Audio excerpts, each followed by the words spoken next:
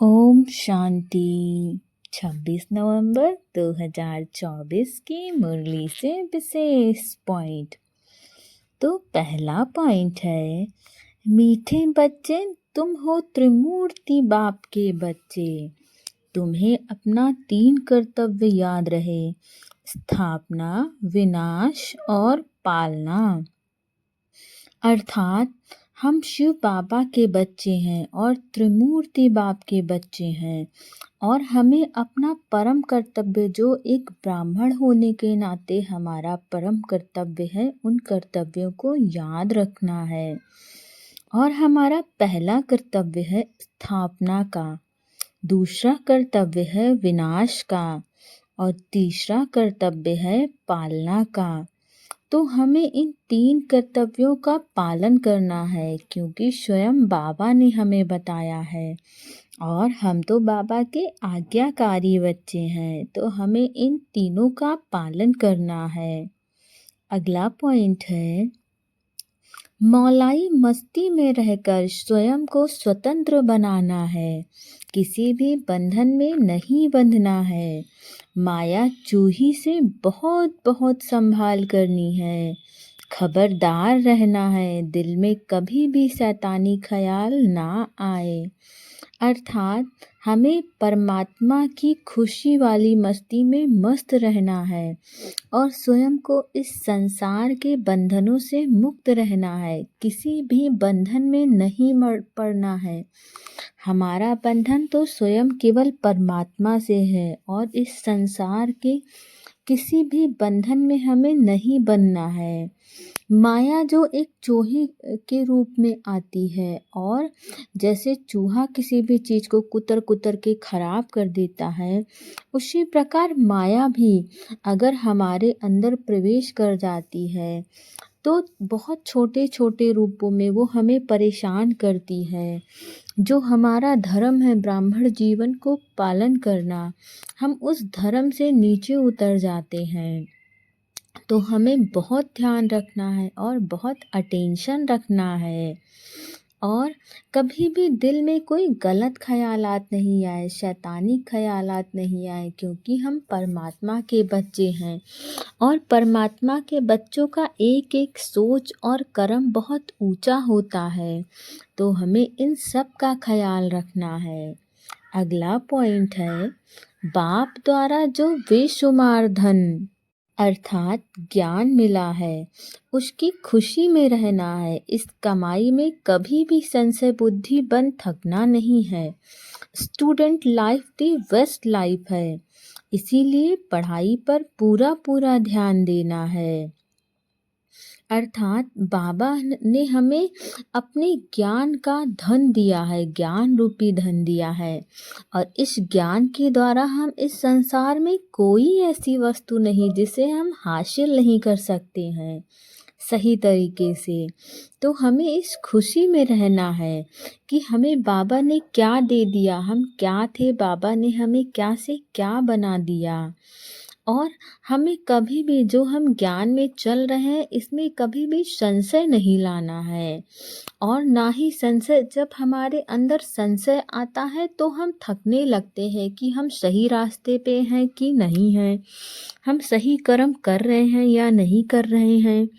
तो जब हम संशय लाते हैं तो ये सारी चीज़ें होती हैं, इसलिए हमें कोई भी संशय, किसी भी प्रकार का संशय नहीं लाना है, क्योंकि संशय का मतलब है हम परमात्मा पर निश्चिंत नहीं है, परमात्मा पर हमारा संपूर्ण भरोसा नहीं है।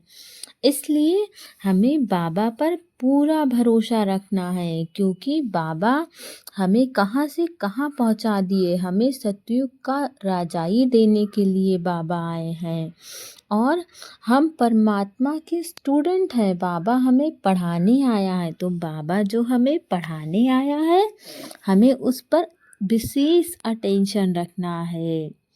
अगला पॉइंट है, सदा अलर्ट रहकर सर्व की आशाओं को पूर्ण करने वाले मास्टर मुक्ति जीवन मुक्ति दाता भव। अर्थात हमें पहली बात तो हमें सबसे पहले अपने ऊपर अटेंशन रखना है। किसी भी चीज़ की शुरुआत हमें स्वयं से करनी है। हम दूसरों को ज्ञान देने से पहले अपने अंदर धारण करें। तो हमें इन सब की शुरुआत खुद से करनी है और अपने आप को अलर्ट रखना है, क्योंकि हम बाबा के बच्चे हैं और हमारा दायित्व बहुत बड़ा है।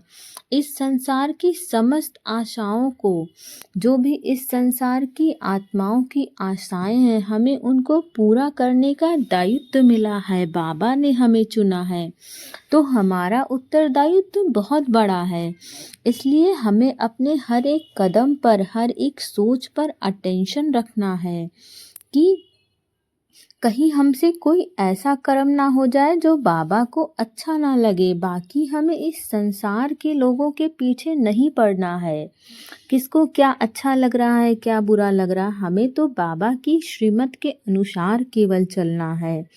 और जब हम परमात्मा की श्रीमत के अनुसार चलते हैं तो हमारे हर एक कर्म, हर एक बोल हाई वाइब्रेशन के होते हैं और ये इस बात को प्रूव करते हैं कि ये बच्चे कोई साधारण बच्चे नहीं हैं। इनको ज़रूर कोई शिक्षा देने वाला सर्वशक्तिमान परमात्मा ही है। तो हमें इस बात पर विशेष अटेंशन रखना है।